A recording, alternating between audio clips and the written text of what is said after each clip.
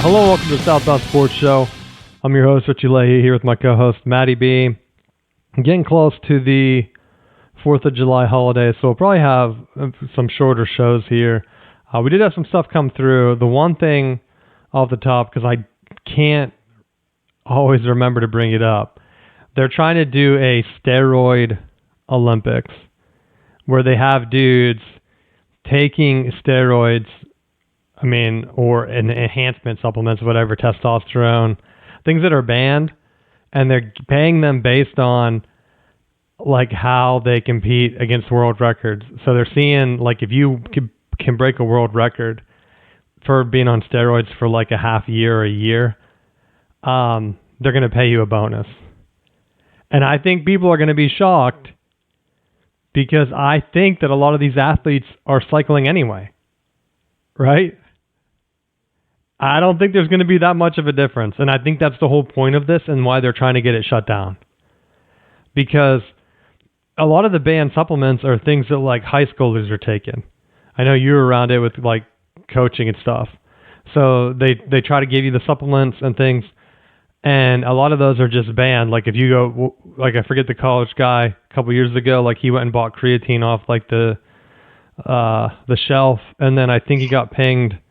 I forget what sport it was, but like when he was doing his things, it might have been baseball, like he get pinged for taking it and he's like, oh no, I just bought it. And they're like, oh, too bad. Shouldn't buy the supplements. You should just not take anything. But they don't test year round. I mean, even when I played, I don't think I got tested. I know some guys that got tested. And I don't know if it was because other coaches, like I was never jacked, so like another coach isn't going to say, like, look at this tall, lanky dude. He's on roids, like they're not going to test you. But I know some guys that like just looked built that had been tested, and I don't know if that was like a high school thing or even a college thing where they were like, hey, we got to test you to make sure you're not cheating. But I know you hear about it a lot, especially college programs. I see if you go on the message boards, doesn't matter which program, but they all think that their rival is doing like illegal cycles in the off season because they don't test. I saw someone say, like, I think it was an Ohio State fan. They said, my only dream from this Michigan Connor Steins thing is if they're not going to give them any, like, take any wins away, that they want Michigan to have to do extra mandatory steroid testing. And I thought that's like the most insane thing to be thinking of. I mean, I feel like even within the random test, there's loopholes to that of like knowing if there was a time where they were doing it, like they're not going to just hammer back to back to back days, because I don't think the people administering the test want to go back to back to back. So it's like if you know you're within a certain period that they're testing people, it's like, okay, this is when they're testing, I should be good for another month. And then if they're doing whatever, then it is what it is. Like to me, I feel like we're in an era now where it's not that there's a lack of information. If anything, I feel like there's almost too much information out there, where make an educated decision for yourself and know that if you're trying to use those enhancement drugs, it's going to affect you long term anyhow. So you run the risk. You know what you're doing and what you're putting in your body, and go from there. The thing that stinks is they have to do it underground still. So we don't know what's safe and what's not. And I wonder if there was a push for like, hey, some of these are just like vitamin supplements that could benefit like a normal person as they age. Like maybe, once you hit like 50 or 60 years old, there's a good chance you might need a knee or hip replacement if you're not working out. That's why they say, like, that's why I've been trying to get into the lifestyle of running, because they said they've done studies and people that run like long distance at an older age have a less like chance of having knee and hip injuries and needing replacements. And I thought, well, if you're going to do one workout, you might as well try to like prolong your life or whatever. Well, and you have some truth there, because this morning I'm on location. It's on vacation, and as I was out on a secret reconnaissance mission for donuts, I saw this woman that I would say looked 80 years old. Like she looked like she was a breeze away from dying, and she was running with the biggest smile on her face. And I almost pulled over just to be like, what is enjoyable about what you're doing right now? Because I've never found anyone who's enjoyed running. Like, it sucks. It's hot, it's humid, and she's running like it was the best day of her life. So I wanted to know what the secret was, and I didn't have time to stop her. Well, see, that's where I brought it up as like tried to frame it as a lifestyle, because I think you have to have it where I was hitting the point COVID times when I started, like we talked about on the show for years now. But like if you're not really doing anything, everything's closed down, and it's like your body's aching when you get out of bed. Like I feel so much better now, even if I'm not like in the greatest shape. But I know like, all right, I could probably make some tweaks to like my diet or whatever. And I've been cutting like sugars out and things like that. So I think over time, it's just going to keep getting better and better. And it'll be like, well, you know what? I probably will be able to have a little bit more energy if I like didn't eat this processed food. I just only ate like healthy like fruits or something. And I think that's whenever you reach a point where you see other people your age and they're complaining like, I'm dragging my leg around, can't bend it. And you're like, you're 30 years old, bro. What are you talking about? You can't bend your leg? So like you have to have some type of drive to not only get in shape, but like I see ex-athletes all the time, especially like I brought up like my elbow, and I thought like, is my injury gone? I played softball this year. I was doing some curls the other day, and I thought like, felt like the tightness was coming back, and I thought, man, I know if I go back in to the doctor, they're just going to say the same thing, like, oh, we could give you a surgery, and it's like, do I need that though? Like like if I do yoga or whatever, then it's okay. But see, like that's the type of thing where I'm going to be sore, so what I'm going to do, I could rest and just lay on couch and let it get worse and worse, or you have to start making that change and say like, you know what, I am going to get up and run, because in 10 years I might not have that luxury. I'll just be stuck here not working out. And I think I'm almost at a point now where I want to look at like if there's something that needs medically addressed that you're like, I'll just kind of punt on it. I think you're better off going early, getting it at least scanned or scoped or whatever, and just knowing what you're dealing with, as opposed to like that old school, like, I'll just power through it. I just won't do it, because I think that's what leads you to not being able to move your leg or moving your arm. Well, I think it's like a mix of like people aren't stretching either. Like I've been making a point to like, yeah, I'm running, you got to stretch. And we see it not only in just like people getting old, but like I wonder if something's going on with the NBA. They had the finals, end up being a nothing because the Pacers star Halliburton, I think that's how you pronounce his name, tore his ACL, or no, tore his Achilles, which is like the 10th Achilles this year. It doubled over last year, and it's hitting a lot of stars. Like my boy Tatum had it hit him. Pacers lost their guy. It'd be like if, like back in the day, like the Heat lost LeBron or the Cavs, and then you're done. And that's an injury. It's not like an ACL where they haven't perfected it. And I wonder, is it because it's not like they're playing more games now? I mean, I guess maybe the summer league or whatever, they still have the 82-game schedule. Maybe in their youth they're playing, but some of these guys are still pretty young where it's not like they're in their 30s. I almost wonder if it's equipment-based or if just something's not getting done. Like bringing up the performance-enhancing things, there's been rumors for years since LeBron's been in there that they don't test for certain performance-enhancing things, and I wonder if you're just taking those, and a lot of it's for that's not really for recovery, but it's like energy stuff, to where you're exerting your body over that 82-game schedule and taking things to kind of push to the edge, and then eventually your body snaps. I mean, I know you already had a calf injury, but I'll take it a step further, because I think when you look at, and I guess I'll throw the NBA under the bus or basketball under the bus first, because when you're having these elite basketball players, the push is to get yourself more exposure, play AAU. Well, AAU runs, I mean, what is it, all through summer, all through fall? I mean, is it a year-round thing if you're really competitive with it? Yeah, it's too much. So if that's the case, and you're on these travel AAU teams and you're playing around the country, because to get that exposure to play at a higher level, you got to play in these tournaments.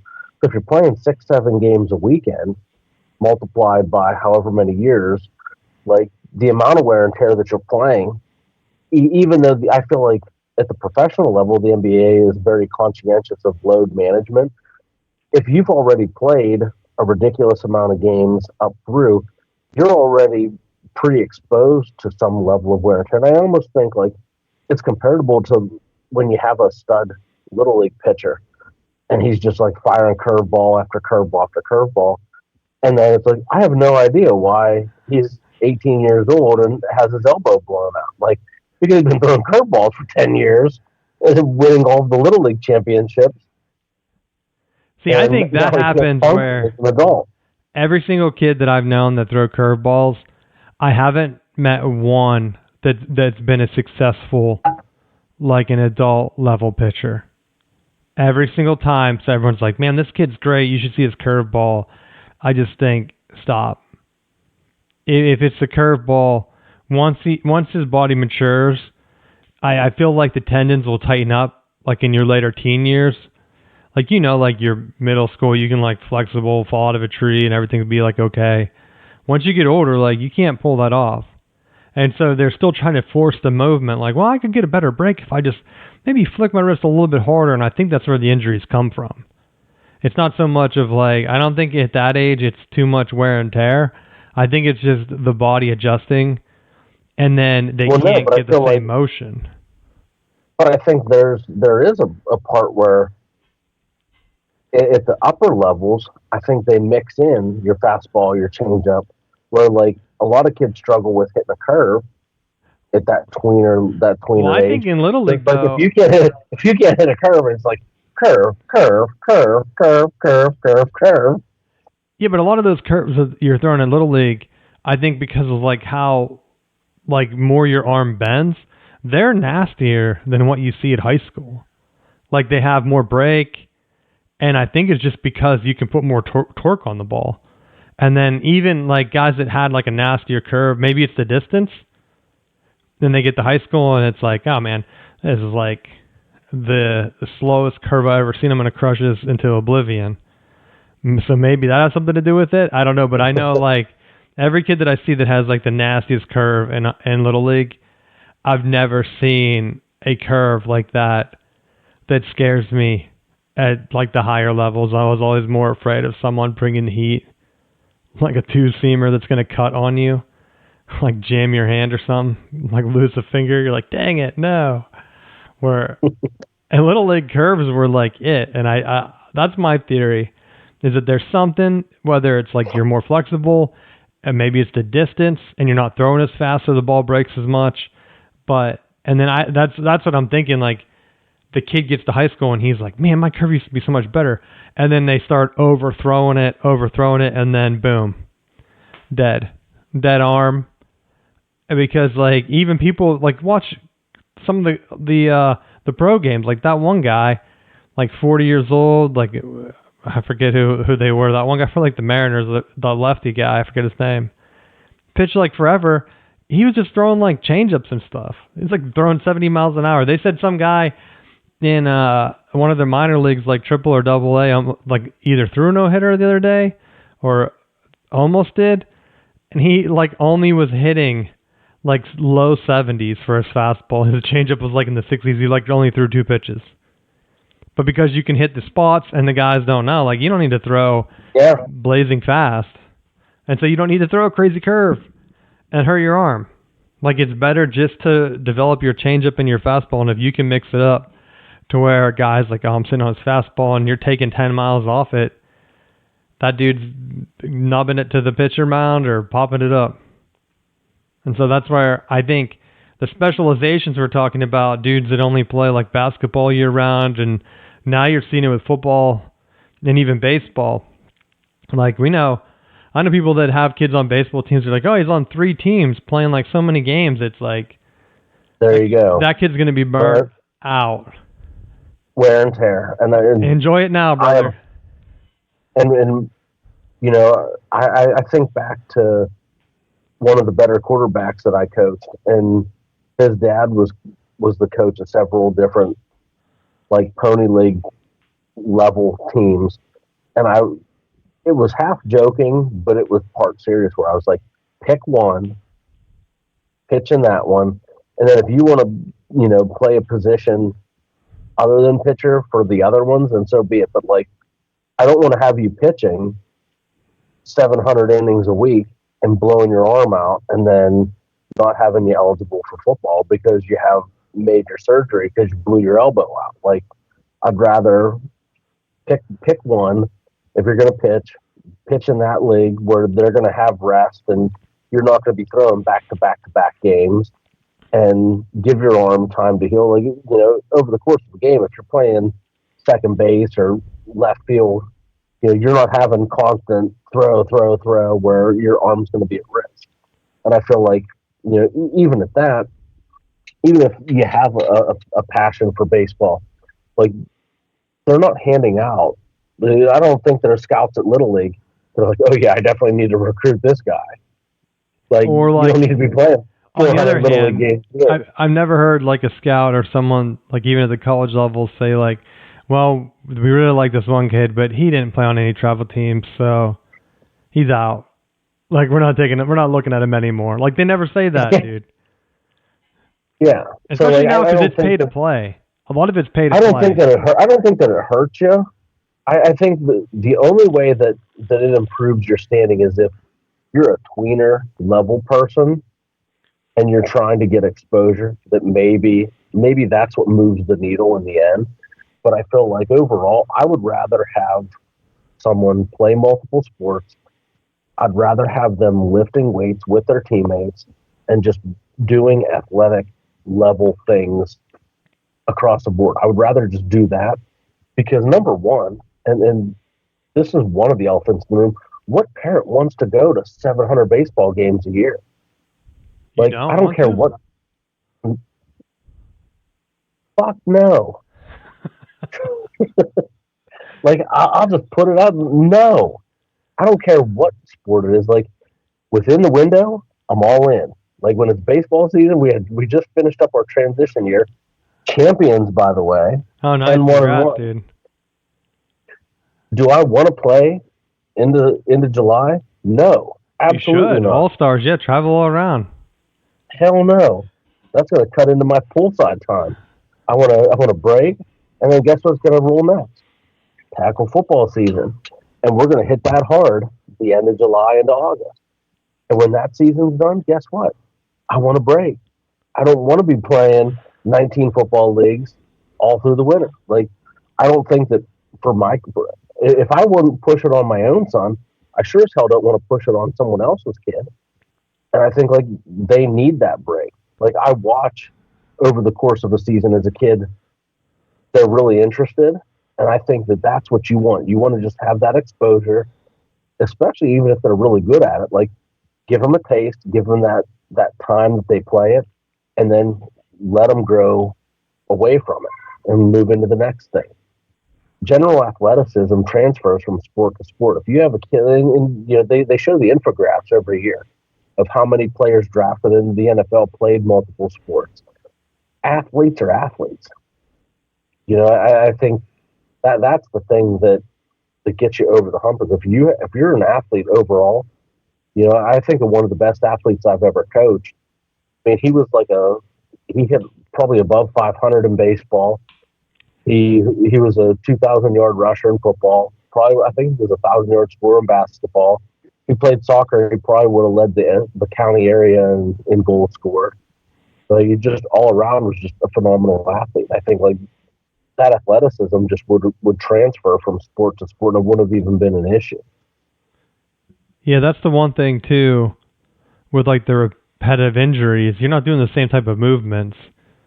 From like baseball, you're not going to be putting too much pressure on like your ACL, so you give your body a little bit of a break compared to now. The thing that happens is if I know some kids that if they're trying to play another sport, the parents still push them into doing training year round. So like, yeah, they're playing baseball, but then on Saturdays they're also running like 100 like suicides or whatever for basketball and like doing 1,000 shots. And it's like, dude, your kid is going to be so tired of whatever. You're kind of taking away the benefit of playing multiple sports and overstressing them out for no reason, because like you said, traveling's good if you want exposure.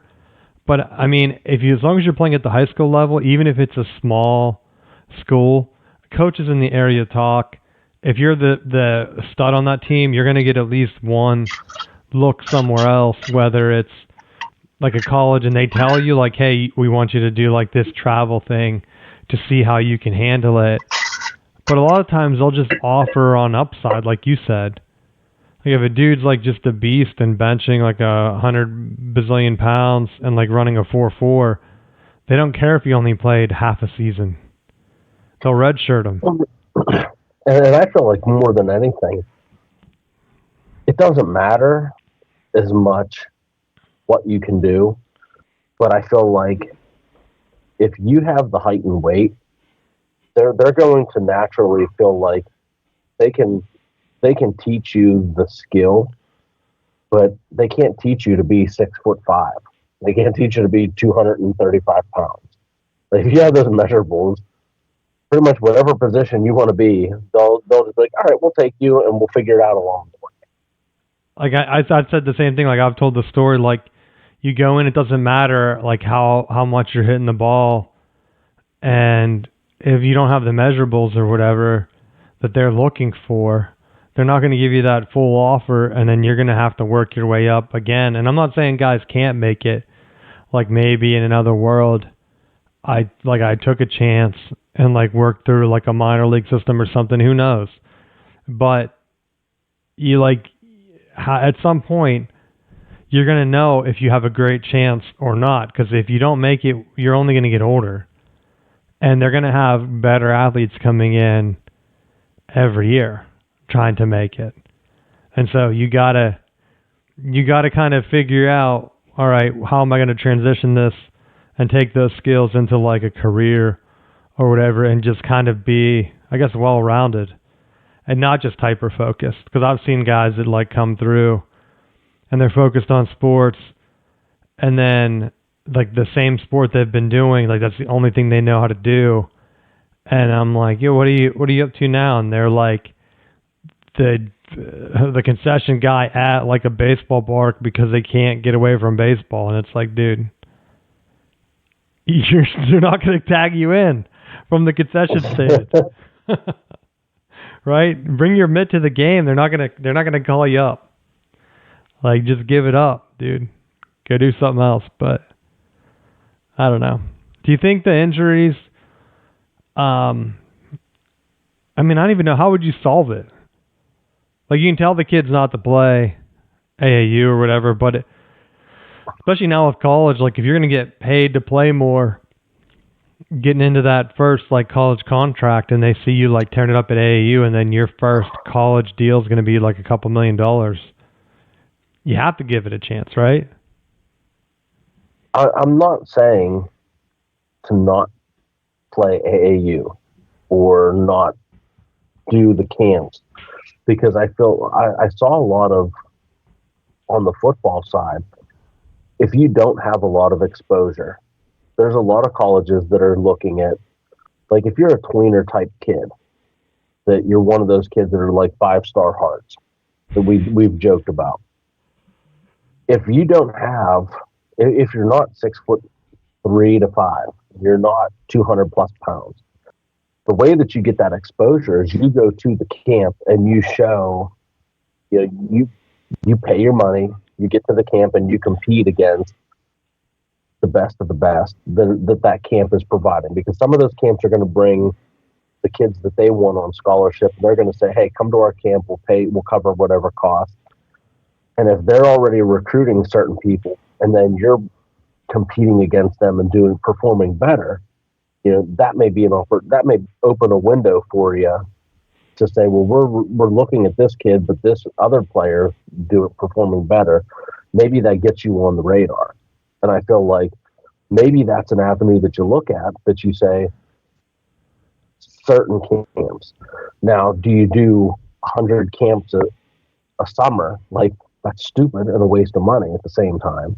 Like, I don't think that that's beneficial. And I think like that's going to be where that wear and tear component comes in, because I think part of it is finding that right balance, because the other side of it is if you do too many, you run the risk of the wear and tear and the extra injuries. And we just had that happen at our school, where we were in a 7-on-7. It's early summer, and the school that I've probably complained the most about over the years drilled one of our kids and blew his knee out. And now he's done for the year.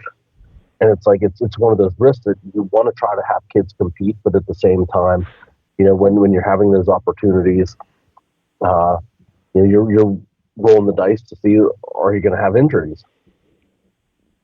Yeah, and you don't want that, because like you're just trying to learn the playbook or whatever you're trying to do, the schemes, and get kids caught up and that real world type stuff. I mean, it's a teachable moment, but at the same time, like you don't.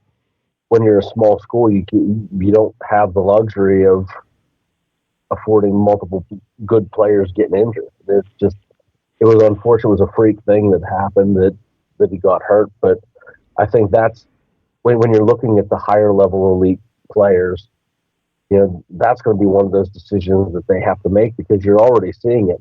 If you're an ESPN, top 100 recruit, how much effort are you putting into your high school junior, senior year, knowing that you have multiple Division I offers, and if you get injured, those scholarship NIL deals are going away?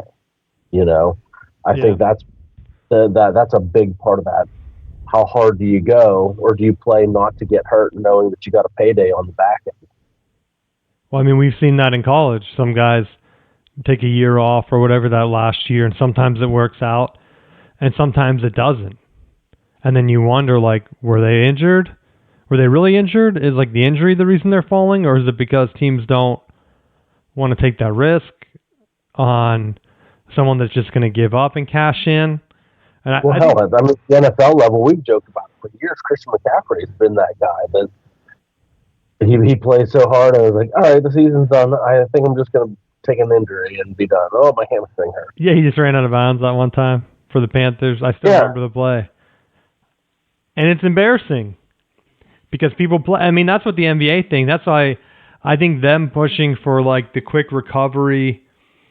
Like, I don't even think it wouldn't be some type of like caffeine type whatever, but just some type of stimulant to try to get back out there.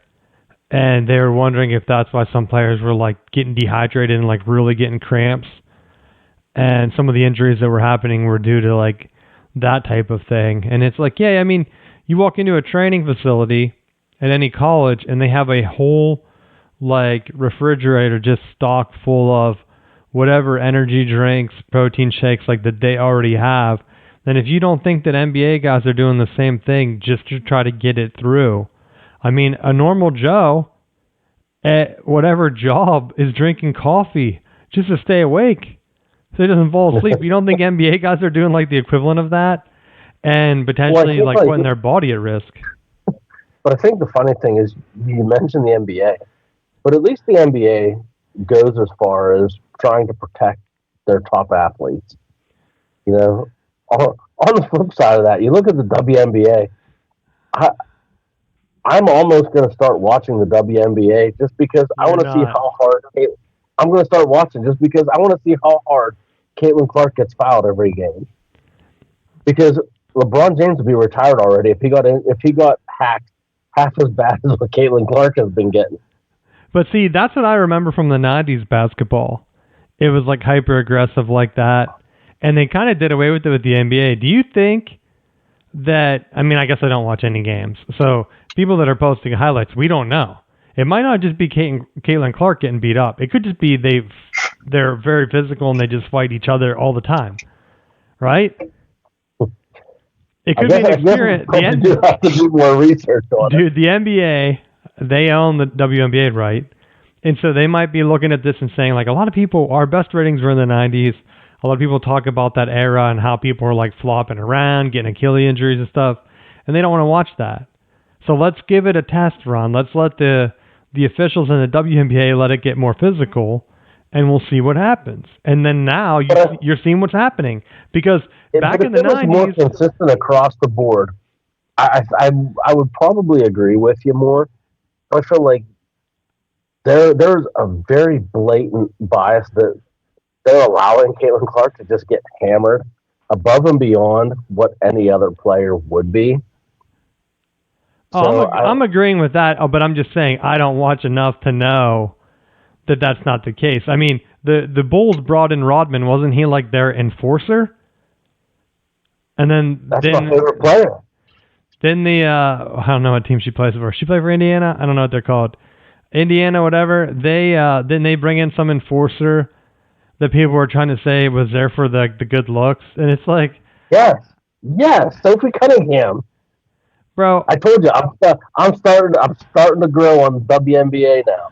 Because Caitlin Clark is just getting hammered to bring in Sophie. She's a black belt. She was a kicker on her high school football team. She's a black belt now. Yes. How do you know that? Because when I go down a rabbit hole of obsessiveness, it just happens. Why didn't you invite her on the show tonight? Are you afraid your wife would divorce you, or? Well, I don't think my wife would divorce me, but it would be an interesting power fight. That would be a top 10 battle royale. Well, you're still working on your black belt. She could show you a few things when she's there. She could. She has an unfair advantage, though. Her legs are as long as I am. Well, we could do a measure off to see if I'm taller than her. Because that isn't that the thing? Like, they're like, I guess, women's basketball players, they seem like they're taller, but in reality, like, they max out at like 6 foot tall, right? Like, Brittany Griner's like the exception where she was like 6'8" or something. I think. I don't know.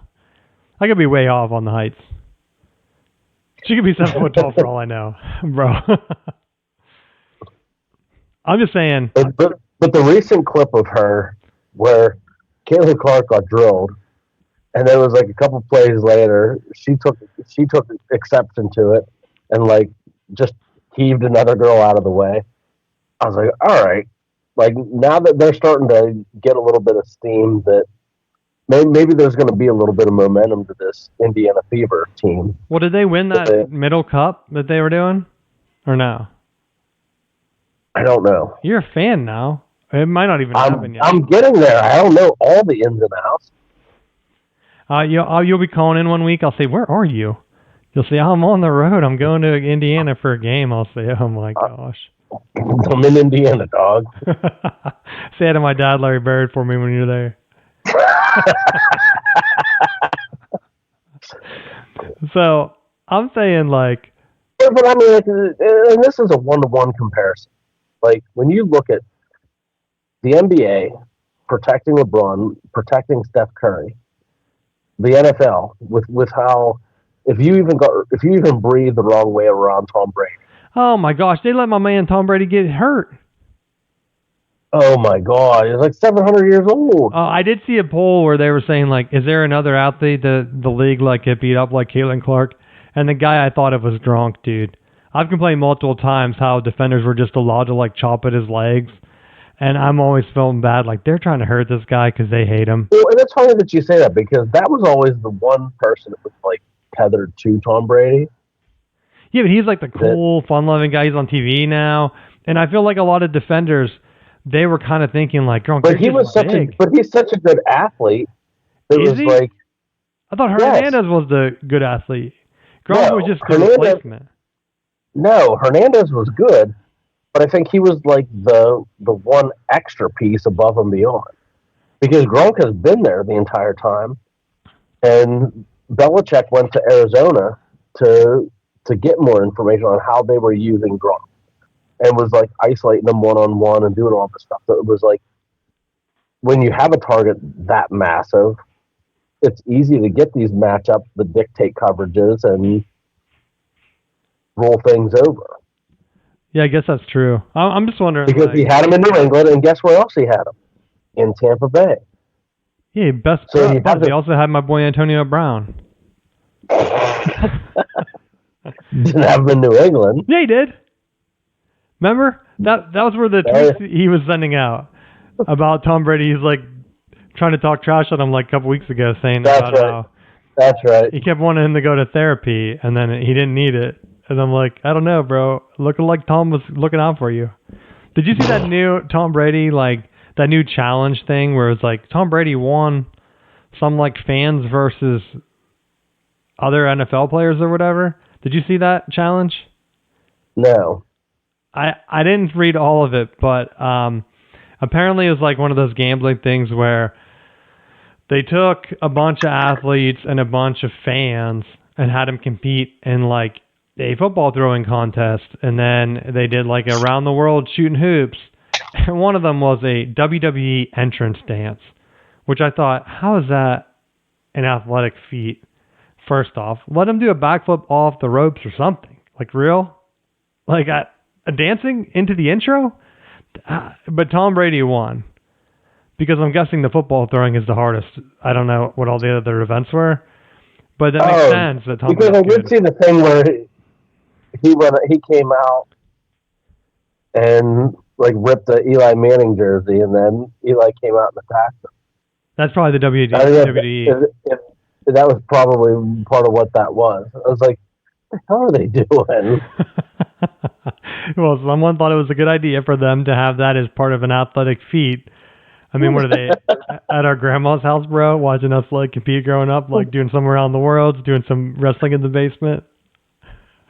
Don't bounce against the furnace while the fire's going. And they're thinking, you know what would be great is if Tom Brady was doing this.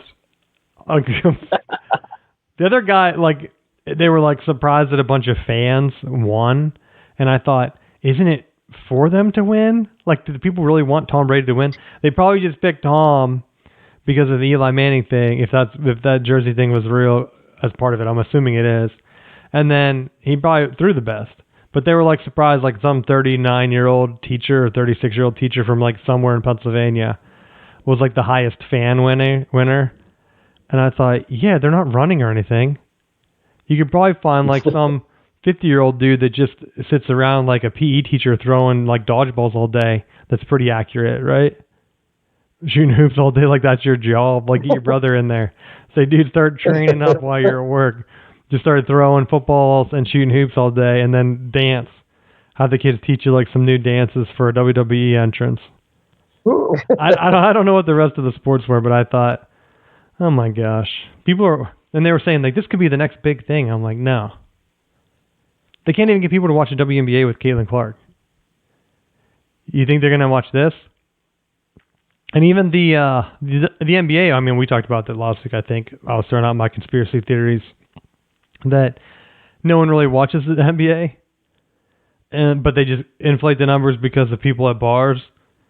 Because I mean, I saw a lot of like celebs tweeting about the NBA, but even like just in my general day by day, I haven't had one person bring it up.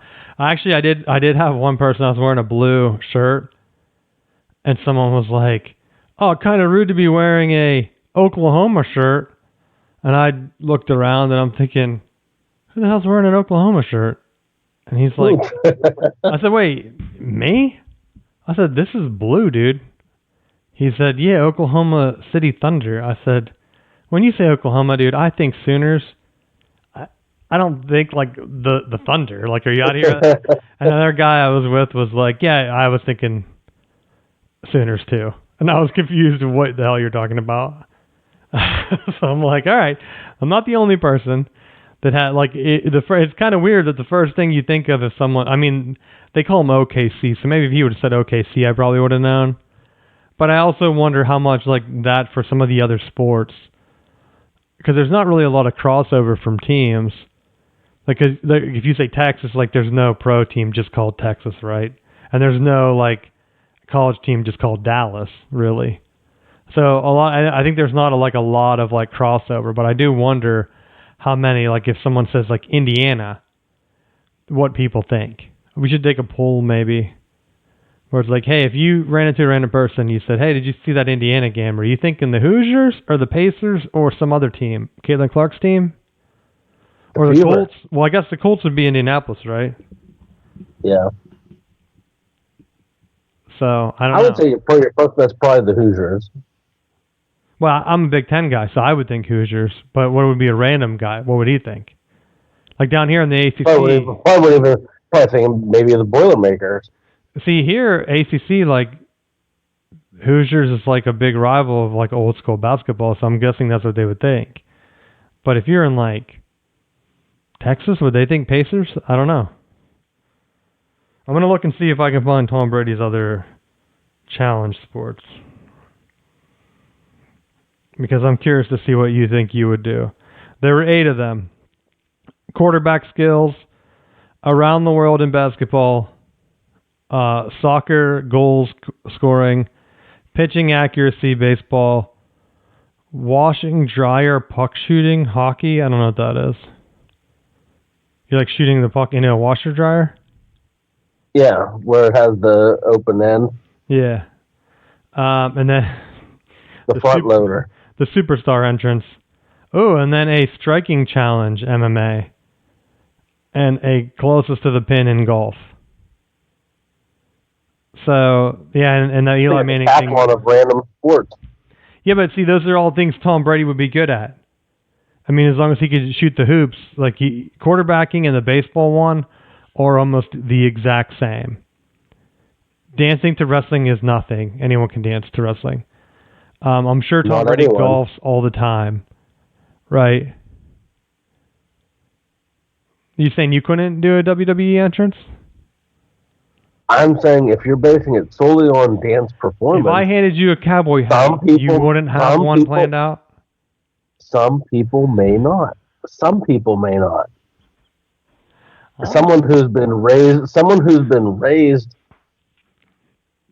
in an environment where wrestling was part of our culture, I would be all right. Which reminds me, dude, I saw I've been seeing a lot of like racing things pop up in my feed for some reason. I don't know why. There must be like a new thing where they're trying to drive younger people watching it. But so they did an in-depth study to kind of see who is watching these racing events because like they've been on TV, especially down here in the South. And the average age of people watching it on TV or on cable is over 60 years old. It's like such an anomaly. They're like that demographic only watches the news and racing. It's like the most insane thing. They're like, no young kid is watching racing. And I thought, I doubt the old people are watching it either. I've seen them fall asleep during the race. Like it's just something on. It's like a soother. They put the race on. They fall asleep, and then it's like, oh, there's 8 laps left. Let's see who wins. Hey, what happened to so-and-so? He wrecked. Oh, I'm going to doze back off here. But I did wonder, like, because they were talking about how, I guess the study was trying to see how they could make it more engaging. And I thought, it's hard because you could do, like, shorter distance races, like, well, the one that used to be on ESPN2 where they did the drag races or whatever. But then if you have like 100 guys drag racing and you're only seeing the guy for like 2 seconds, then it's hard to like. It's not like where like you do the challenge, that sports challenge thing where it's like Tom Brady's competing in every event. But then like, do you want race cars doing like different things? I almost wonder, like, what if they did mix it up? What if they also race like go-karts or something, right? Because, Mario Kart. Well, see, that's the difference right now for like the younger generation and the older generation. Because I think a lot of those, like in the 80s and stuff, you didn't have computers or other things. So like getting a car was like your luxury device. Like if I'm going to go to work, instead of going to like college or whatever, I'm going to get my own money. I'm going to buy a house. I'm going to buy a car. Like that was your big thing. Where now I hear people like, you know what, I can't wait to get my own job. I'm going to buy myself a gaming computer. And it's like, well, do you need a car? Like, no, I sit at home all day playing video games. What do I need a car for? I can Uber, right? So, like, I think that mindset, and I've heard multiple people tell me that. It's like, hey, I'm selling my car. I found out that I can just walk to work when I need to, and I'll take the bus or the train in, and that's it. And it's like, all right, yeah, that would be kind of okay. Or like people are biking now, and I would never bike on the road. I'm super afraid you're going to get run over. And that's one of the things we talk about overuse. Like I talk about running. I'm also mixing in, like I need to get more into the boxing routine I used to do and biking, but more of like a stationary type thing, or like the stair climber that me and Matt have been talking about, just doing like just regular steps, but you need to kind of switch it up so you're not just working the same muscles every day. And then you're still running at least one longer run once a week. I think that would be enough to keep you healthy. Instead of, hey, I'm never running at all, and I'm just going to go to the gym and like lift weights. Because I've seen people like that. Like the only cardio I do is me like jogging or jumping rope a little bit. And then those same guys that are only lifting like super heavy weights are all having like shoulder surgeries. And it's like, I don't want to do that.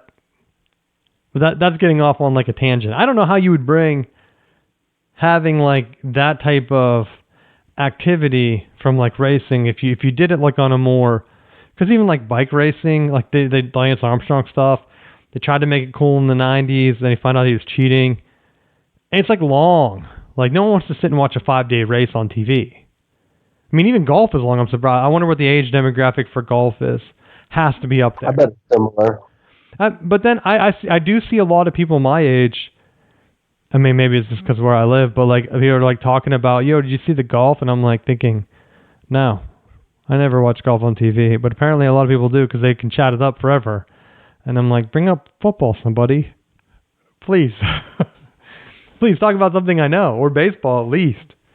Golf, I don't know. Unless the guy's wrecking, trying to get to the course, his car, we'd have a controversy on the show. I don't know about it. So that's where I think for racing, I would think to myself, like, oh, racing's cool. Am I going to watch it on TV? No, because I would never get to race. Right? Like any other sport you watch on TV, you could go out at your high school and do it. You can't like go out and NASCAR is like a rich man sport. And I think the younger kids are fighting back against like rich man sports like that. Like, what's the other one? Polo, where people are riding horses? No one's riding a horse, dude. Unless you're doing it at the Christmas, your neighborhood brings in a horse carriage for Christmas. The only time you're riding a horse. Get out of here. That's my last. Wait, is that my last thing? What else do we need on here? Oh, so speaking of baseball, we talked about college, dude. Coastal Carolina. Well, I know they won a national championship a couple years ago, and I've been impressed by their program, and I've even talked about it, how they can compete in the NIL era. But you can't get your coach thrown out of the game, and it wasn't even something he said. They said it was excessive arguing in game 2, whenever he was already arguing balls and strikes. When, let's get it from my perspective, because everyone knows I've had ample baseball experience. I would think they lose the first game. It's their first loss in like 20-something games. They were on a run. The second game, they come out in the first inning, and your pitcher's not getting the strike zone. You have to say something. Your season's over. It's the last game. Now, whether the ump is going to fair it up, you don't know. At some point, it's on the coach. Like, you don't want the players yelling at it. I've been in that scenario where you just think, man, this ump hates me. Every time he's here, I'm hitting the corners and I'm not getting him called. And then as a player, you're like thinking, your entire life, everyone's telling you, like, don't say anything dumb to the umpire. But at some point, you're going to get mad. Like, I've yelled at umps, gone into arguments myself. I know coaches probably didn't like that. But an athlete getting fired up, the coach should be able to come out and just tell him, like, I mean, what was that movie with Adam Sandler in the football? Is that The Waterboy? Or no, that was the prison one. where he like has, yard. yeah, he has to like throw the football at the ref because he's not calling it fair. Yeah. Like, you can't rely on your players to do that, especially these college guys. And I almost wonder, like, are they cheering for the SEC? Like, I hate to argue that, but we hear it. I think that's part of it. I think. Well, when ESPN's putting the broadcast on, they're paying the money only to the SEC now. It benefits them if they can say LSU has been like on some miracle run where they've won like 2 national championships now in the past couple years or whatever it was. I think they won 2. Maybe they won more. I don't know. But I know the SEC, like, that's the one thing that they've been running with. It would be a joke if the SEC gets a bazillion teams in the tournament and Coastal Carolina is your national champion. I think that's why Michigan had such a tough run a couple years ago, making it all the way and getting Vanderbilt. And it's like, of course they get an SEC team. And Vanderbilt's pitcher was on fire. I'm not like trying to discredit them, but you knew they're not getting any calls in Game 3, right? Like the Michigan had to have pulled the upset sweep to get it done, and they couldn't get it done because they're like everything is at a disadvantage for you. And I feel like Coastal Carolina last time, I forget who they played. I watched the games on TV. I remember. I was surprised that they put it on ABC because I don't think Michigan's games were on ABC. And I want to say one of them was during our show, wasn't it? Maybe I'm wrong, but I thought it was like a Monday, Tuesday, Wednesday deal. Maybe that was softball. Yeah. Maybe it's softball, right? Yeah. Because I remember some of them being like at night, just 3 days in a row, like a random, like they were like, we're not even going to put this on TV. So I was surprised that it was on regular ABC up against racing and whatever. But again, what do I know? Maybe no one's watching TV at 3 in the afternoon on a Sunday, unless you're 60 years old and you're stuck in a home, right? And you're watching racing at that point. They have the numbers. They have the numbers to prove it. But I've been there. I've been on the wrong side of officiating. Have I been ejected as a player from a game? Probably not, right? Do they do that? Good. I know there was one time. I know the coach. I saw an interview the Coastal's coach talked about, and I want to give him credit because he said, he's trying to build the program around accountability. And he's like, if it truly was me, acting a fool, then I'm taking accountability for it. But he was like, but when you watch the footage, part of the reason he got ejected was because they said that he like chest bumped an umpire. And when you watch the footage, the umpire like tripped over the other guy. Like he was trying to like get in the way. The other umpire pushed him. Yeah. And he said that it was the coach, and that's why they pushed for the 2-game suspension. But it's going to end up getting dropped because when it's clear that and inevitably, when you kick the head coach out and what was it, the first base or third base they coach, threw another coach out too, which is insane. So they threw 2 coaches out. That just completely flips the dynamic of the rest of the game.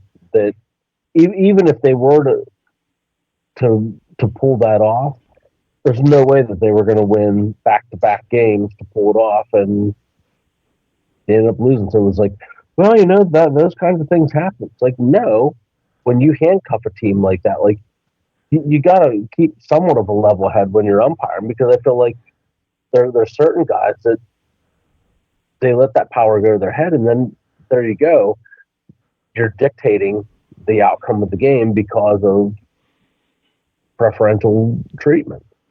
And I think I was trying to think of a time. I'm pretty sure our summer league coach, the one game, did get ejected, and then it became a situation where it's like, okay, well, we only have one coach, and now we're going to need like a player coach. So like one of the more senior guys that like didn't really play a lot, he ends up like coaching first base, and we're like doing joint lineups and trying to see like, all right, how you feeling? Should we have another pitcher come in? Like, we're going to leave it up to you. You're starting. I forget who was pitching. I don't think it was me, but it's like, all right.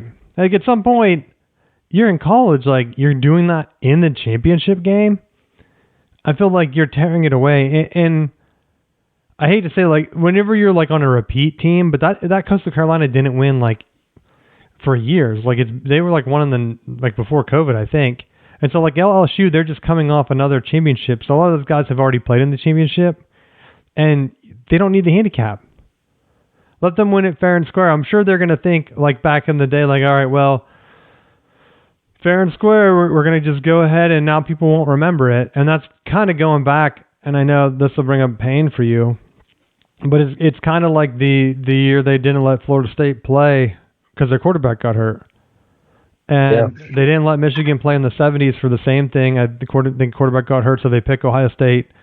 And then I think they either won or they didn't. And they're like, well, you cost the Big Ten a championship because Michigan could have won the national championship if you sent them instead.